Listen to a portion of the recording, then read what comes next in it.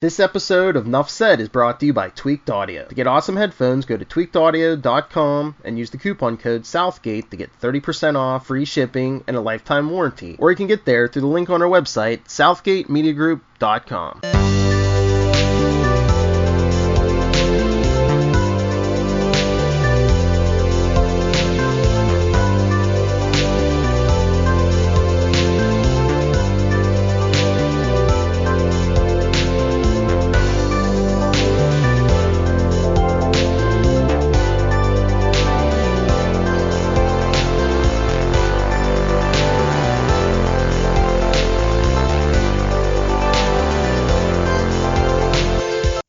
Me hearties, and welcome to Full Stream Ahead. Arr!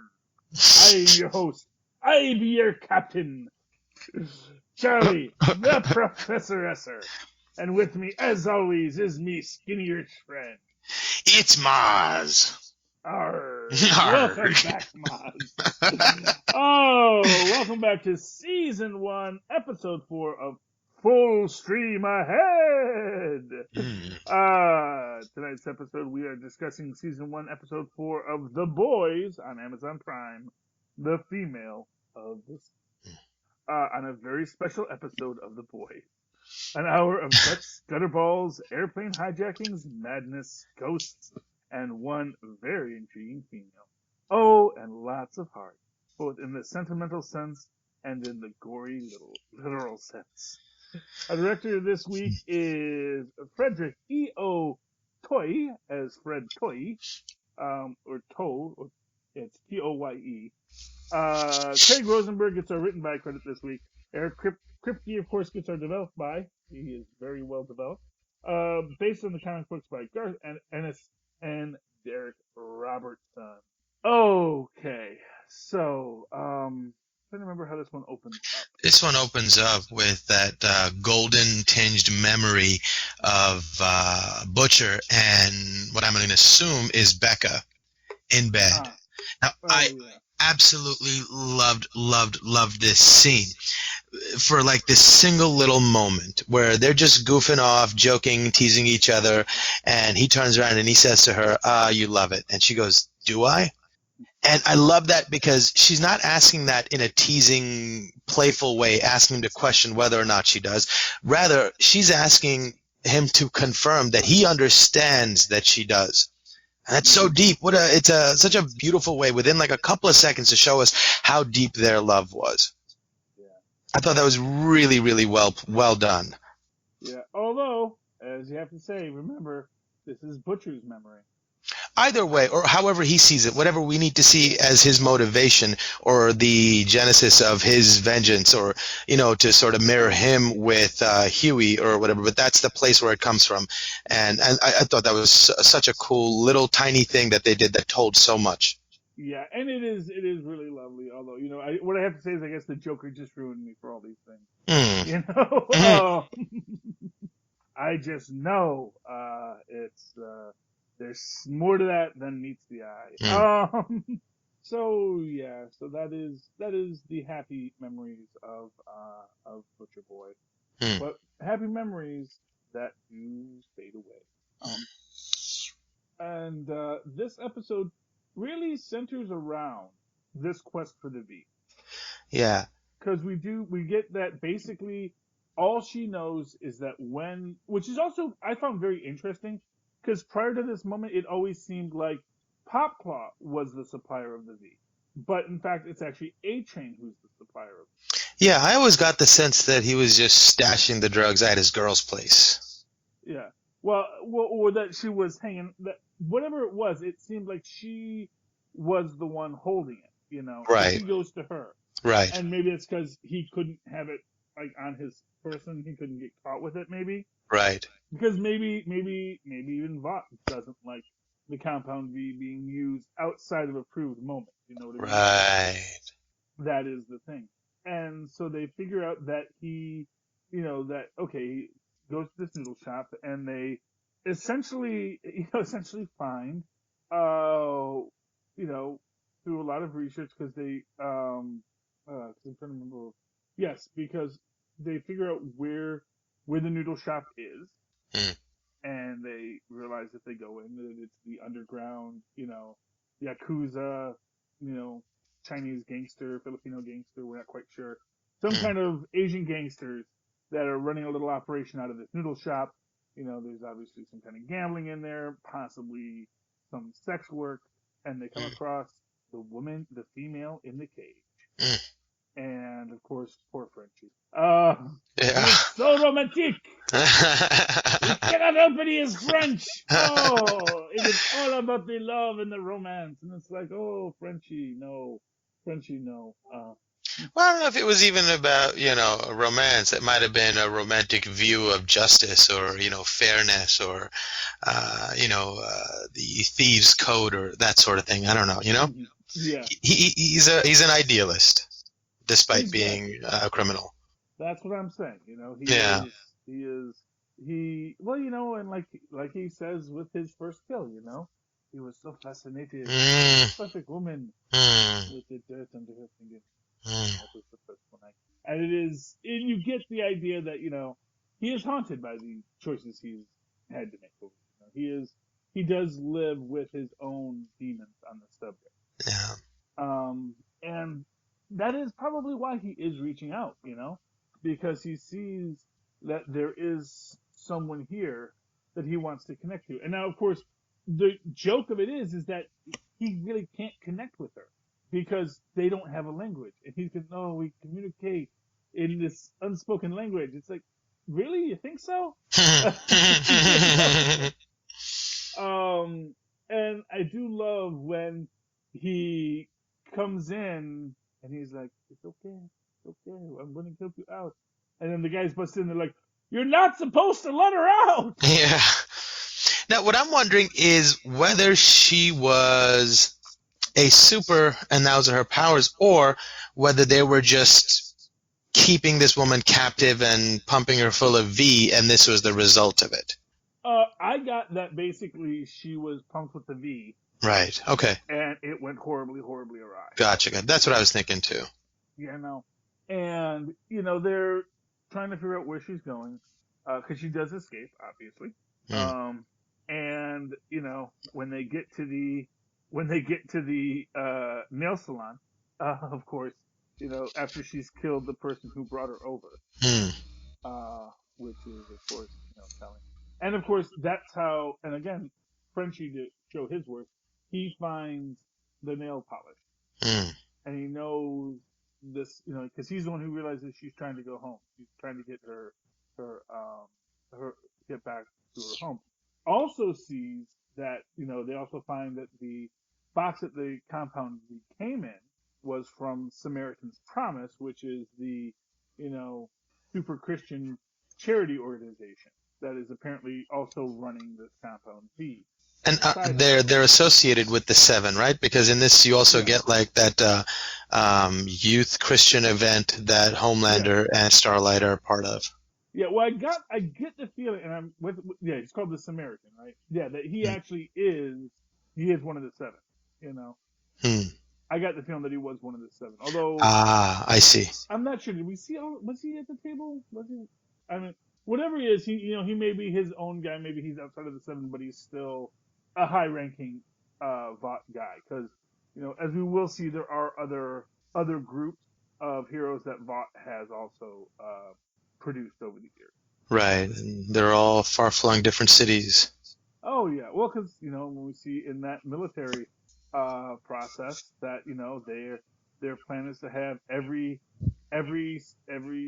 State of the Union have its own dedicated superhero team, and to start sending superheroes to war to show, because, and of course this is what's important, this creates that superhuman arms race, which Vought can cash in on both sides of. Because, they can sell both the legal Compound V and the under-the-table Compound V. And one wonders if maybe that's sort of what the female is she was, a test subject of the under-the-table Compound. We also in this episode have the hijacked plane. The hijacked plane. And this I thought was an interesting aspect because you have this idea from Homelander earlier where he's talking about when he and Maeve would just fly off somewhere and he sees this romantic and the entire time she's like, yeah, but I'm freezing my butt off the whole time. Because, she's not a flyer and it's ice cold up in the upper atmosphere. And yeah, she's resistant to injury, but it still feels the cold. And she's also wearing a miniskirt. And, it's not as much fun for her. But again, that's not the kind of thing that a guy like Homelander ever recognizes, that someone else is having. Because he only recognizes when he's having. I love that they had a conversation about the physics of trying to bring a plane down. Because maybe you fly up at it, and it's like, yeah, but you can't tell the plane will start doing cartwheels, It's like, I was like, wow, I never thought of that, but yeah, that makes no sense. Does he let me put it to you this way. It does not make sense, what he says. He's really just copping out. He just doesn't want to admit that, because he's the one that screwed up. Because he shot the lasers and he blew out the controls. Because the fact of the matter is, had he not done that, and again, this is a situation where both of these people are bulletproof. Right. If the guy had shot them, it would have had no effect on them. Literally, blowing them up with laser vision was, again, Homelander making a dumb mistake. Yeah. And then you just have this idea that, they're just going to let them all die now. And that was rough, and it just shows how sort of what's the word where you lack empathy? Psychopathic or sociopathic or they're kind of interchangeable, yes. I guess, but man, it's just like it wasn't even a thing to him.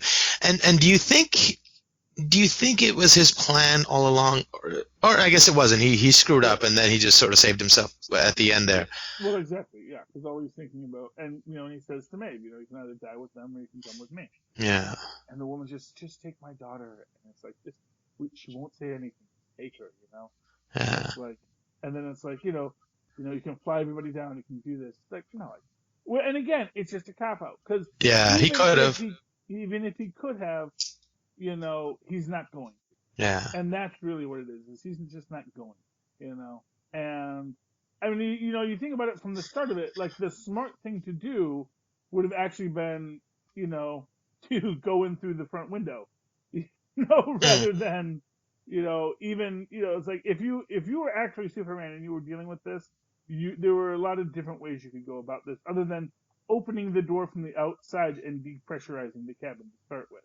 Well, even though that they had, sort of squeaked by and that didn't screw up the whole situation, he could have just used his X-ray vision to look through the door instead of waiting to open the door and confront the guy where he has to turn around and now he knows you're there. Laser through the wall, through his brain, and the guy falls down and you're all good. Well, exactly, and that is the idea, is that, just too hasty. Is not as good at his job. Yeah, he's really not a good superhero at all. No, he is not. He is Superman if Superman was bad at his job. Yeah. He's like Bizarro. He is Bizarro. When Bizarro is like throwing people into the burning building. It's like, I'm throwing you into the burning building because I'm Bizarro and I do the opposite. But I think this is the right thing to do, And he's like, I don't know how to superhero. What a great image. Just throwing people into a burning building. Yeah. Or when they do the Nybor on Teen Titans Go, and that's the Bizarro Robin.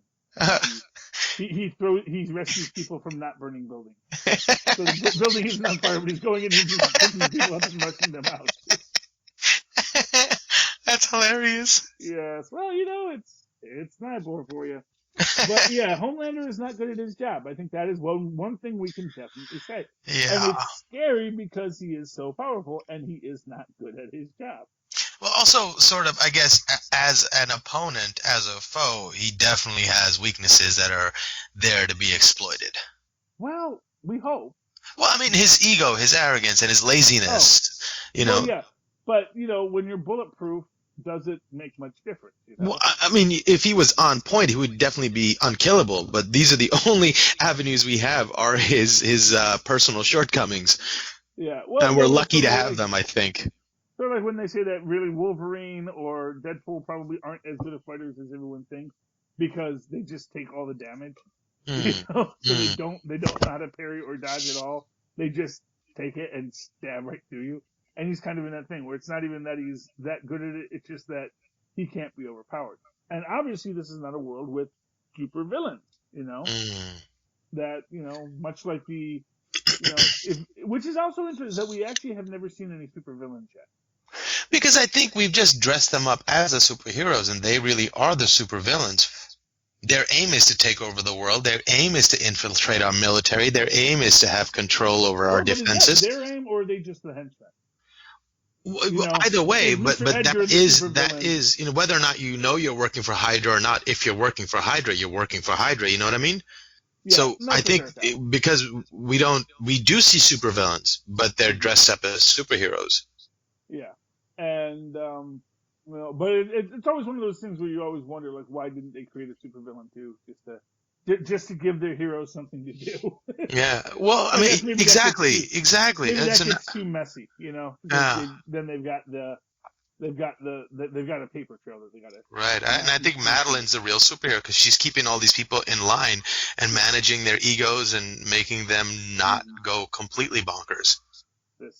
That's one way of looking at it, I guess, you know. Yeah. It is interesting how it all plays out, you know. And, you know, this, you know, and the whole idea of, and I love how their entire plan is to go into international waters because now they can save the plane. And then when it goes bad, they actually say, well, we could have saved the plane, but we couldn't leave because we didn't have authorization because we're waiting for the bureaucrats to give us authorization. Which is just such a bold-faced lie. Right, but a beautiful PR play. And I love that moment where Madeline is at her desk and watching this unfold, and all of a sudden she's like, what is happening? I did not know he was capable of this kind of thing. And for the first time, she sort of looks at him with a modicum of respect. Well, yeah, and to be fair, he was, you know, he had been, you know, put me in, coach, I'm ready to play. Yeah, you know? And she's like, maybe he does have something. Yeah, and I think he definitely sells that here, and you know, and that's a good thing. That is a very good thing that he is really on point with it and is really going in there, and he knows what his end game is, you know. And again, it's this interesting question: does he even really want to go and fight in war zones, or is it literally just that, you know, that's just what I'm being asked to do, so might as well do that now. Right.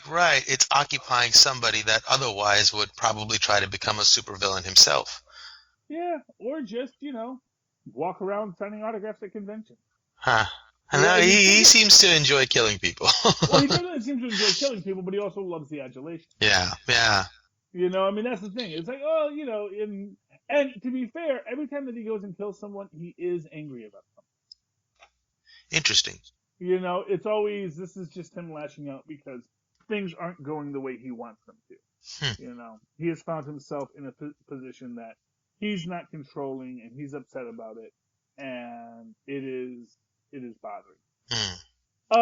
So A-Train does go to the nail salon, and it comes in as the superhero on the scene to say, oh, it's a gang, you know, this was gang activity. And the cops say, yep, good enough for us. Incompetent cops. You can't have a world of superheroes unless your cops are really incompetent. That is the one thing I think we've all learned from years of Gotham PD. That, you know, if you're an incompetent cop, or if there's a world with superheroes, you're just not asked to do that much as a cop. You know, it's like, well, we got to, you know, there's a Batman who's going to take care of most of it. Mostly we just file paperwork, we eat our donuts, you know. And wait for him to tie the bad guys up so we can go arrest him. Exactly. You know, if I know what it is. Oh, there's some joke I was reading once just about, like, Commissioner Gordon just totally, like, you know, like, yeah, sometimes I just turn on the light for no reason, and Batman just shows up with, like, you know, 10 guys without standing warrants. You know? Just for the heck of it, just to see what he brings in. You know? He's just a psychopath, but he doesn't work for us, so it's all legal, you know? Yeah. But, yeah. The other scene that's important here is Huey and Starlight have their little bowling date. Yes. Which was really kind of adorable because, like, you see the two sides of him fighting. He's having a wonderful time with her. They're getting along. They're being honest with each other. And then all of a sudden he sees the ghost of Robin. And he has to, again, make that decision. Does he make the sacrifice play? And he says, no, I said whatever it takes. And boom, he hacks her phone. Ooh, that was an intense moment. Well, yeah, but you know what? It is what he would do there, you know? Yeah. Because, I mean, he's debating if he wants to, but you know what? That's what he's there for. Yeah. And at the end of the day, you know, this is something I think we'll get a little bit later is, you know, as much as he wants to connect with the superhero, his ability to connect with the superhero is limited by the fact that she is a freaking superhero. That there's only so much anyone ever can do in these situations to connect beyond just the basic stuff, you know? And so, you know, I think, he really wants to connect with her. He wants to be able to have a human life with her, but at the same time, you know what? His girlfriend is still the ghost that haunts them. Yeah, and I don't think that's a literal ghost, by the way. I just think I know. It's just a figment or just. Although in this world, you never know. You know. Well, that's also true. Yeah. But I kudos to the actress playing Starlight for, you know, not immediately making it apparent what he should do by making us fall in love with her just as much as we did with Robin in that first 5 minutes of the series. Yeah. Well, because it's awkward because, you know, and this I think is one of these aspects of that, you know, you never think about how alienating being a superhero is, you know? You always think about how separate from humanity a superhero is, but you almost never think about what that means for the superhero. Because literally, you know, there was a great scene in SCU once, I remember, with Mariska Hargitay, who is just such an amazing actress. I love Mariska Hargitay. She's so good at everything she does. You know, she's talking about like why she doesn't date much. And she says, because eventually I have to tell them what I do for a living. And there's two reactions. There's the guys who get kind of freaked out because she works SVU. And then there's the guys who get a little too interested.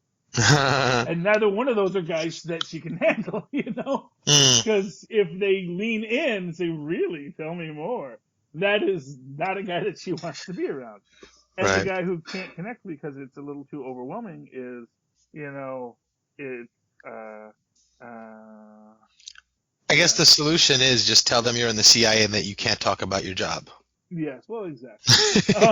You know, but I think that that's sort of where Starlight is, because she doesn't know if this guy is a superhero fetishist, you know? Right.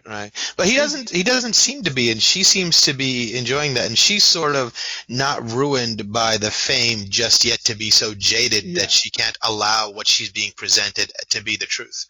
Although we do see that, you know, this is the problem she's dealt with on the other end of it, which is that, she doesn't want to show him up playing at bowling because she's afraid if she shows him up at bowling, then he's going to be, you know, not interested in seeing her anymore. Right. But when he presents the alternative and says, you know, hey, I want to see the real you, she allows him to see the real her easily as well. So, you know, and she was open and vulnerable to him in that moment too, easily, like givingly, you know?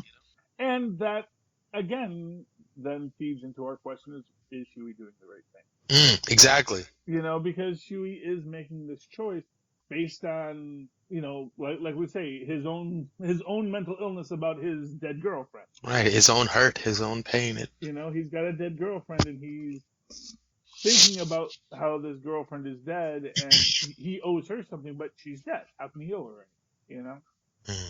That's the thing. It's like, there's only so much he can do there. We do get this is Mother's Milk and Frenchie and Butcher Boy when they realize that she's going to Penn Station because she wants to get to LaGuardia because she wants to get a flight back to Thailand or wherever she's from.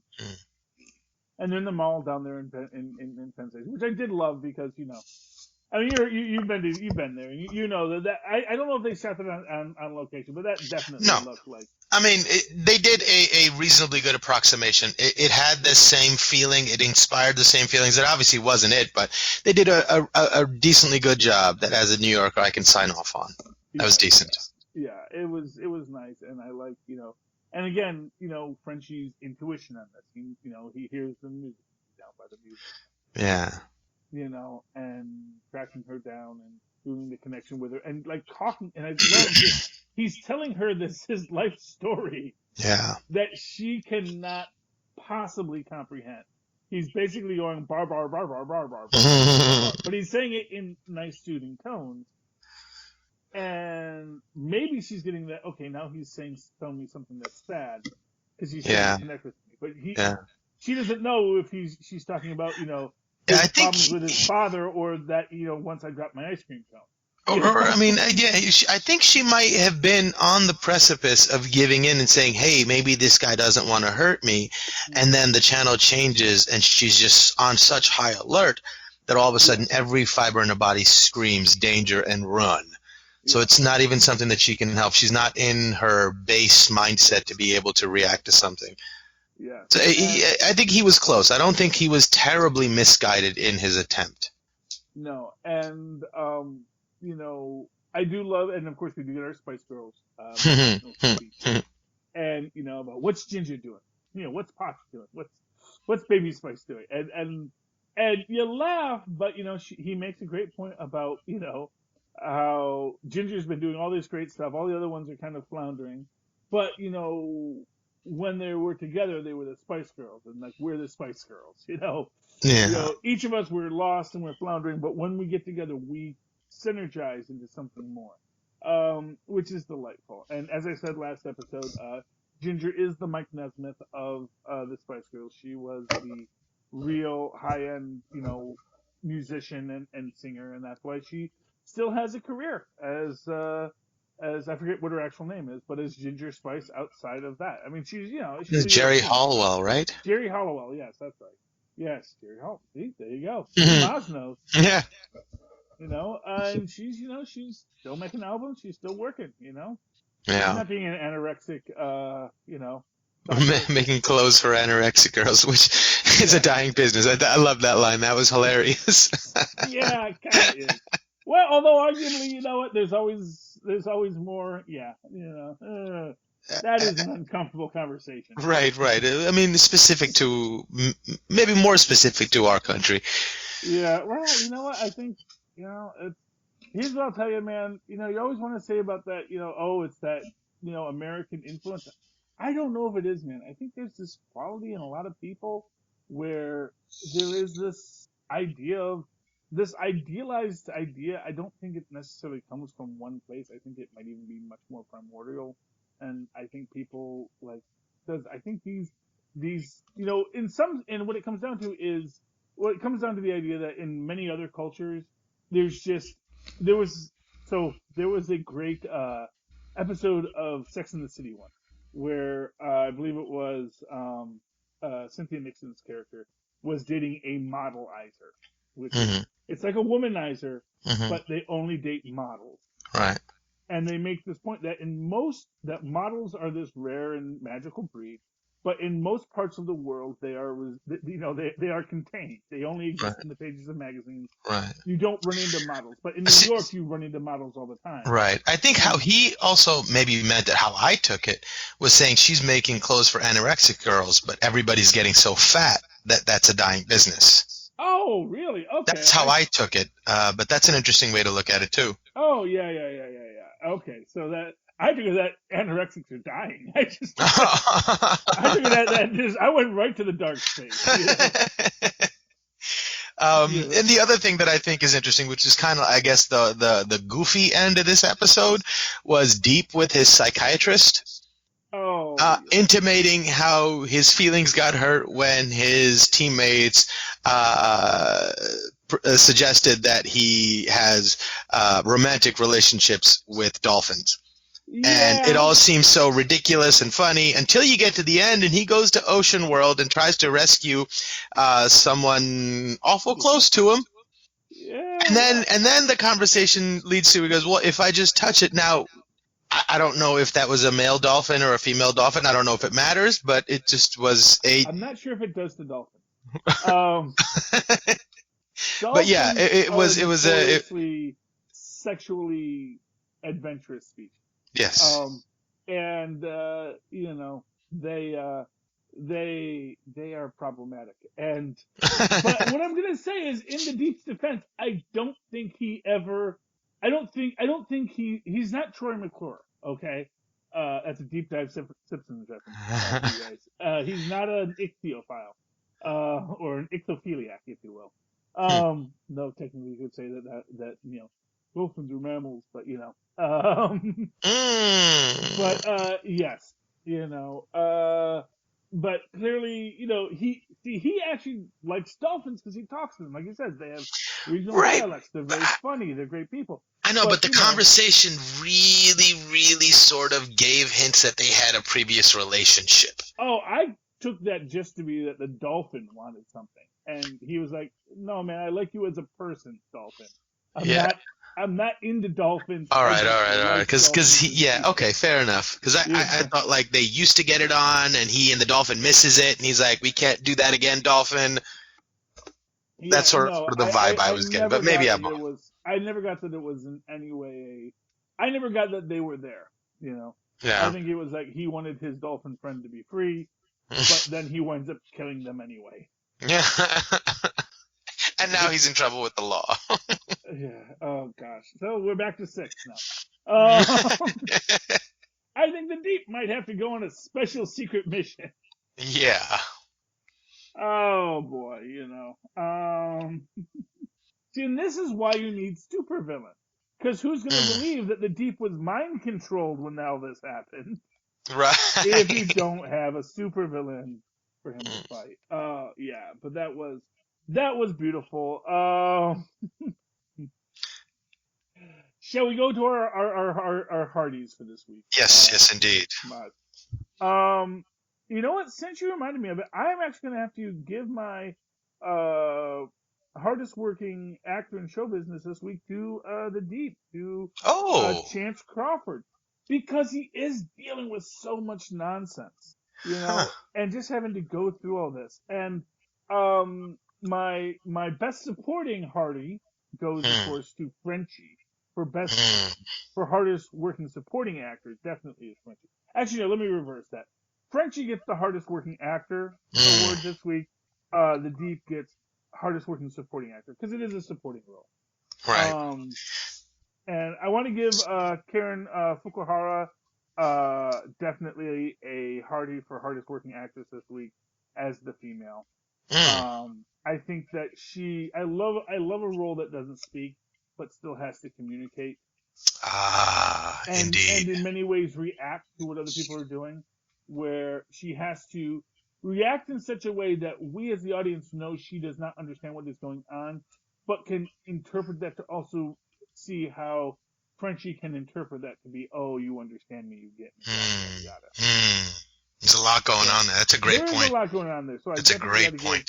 Karen Fukuhara, my hardest working lady in show business, Hardy this week. Right on. I'm going to give the hardest person in show business today, the writer for this episode, just for the opening scene and that moment between Butcher and Becca in his memory. I thought that was such an expert bit of storytelling.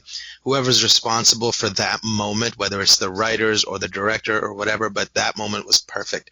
And that's who I give my Hardy to. And if I had to give a supporting, I'd have to give it to Starlight for her performance on the date with Huey. She was so lovable and so open and honest, and it really forced you to feel that moral quandary as Huey does. So I thought that would be my pick, the opening scene for the writers and for Starlight in that scene with Huey. So that is Craig Rosenberg, who has our written by this week. Craig Rosenberg, well done, sir. Well done. Yes. Ooh, hardest working man in shoulders. Okay! Alrighty, Mozzie. Where can these landlubbers find you if they so desire to do? You can email me at mozzmanzor@gmail.com or find me on Facebook under Mozz Manzor. That's MOZZMANZOOR. And if you'd like to follow me on the Twitters, along with my parrot Squawky, you can do so at Charlie Esser. That's CHARLIESSCR. Look for the 2 E's in the middle. For quality. Yar. And of course, write to me in the old-fashioned email way the way our Mozz and Poslims did many years ago at superconnectivityblog@gmail.com. That's superconnectivityblog, all one word, at gmail.com. Okay, avast ye landlubbers. Stay tuned and keep an eye out for next week's episode of Full Stream Ahead. Arr!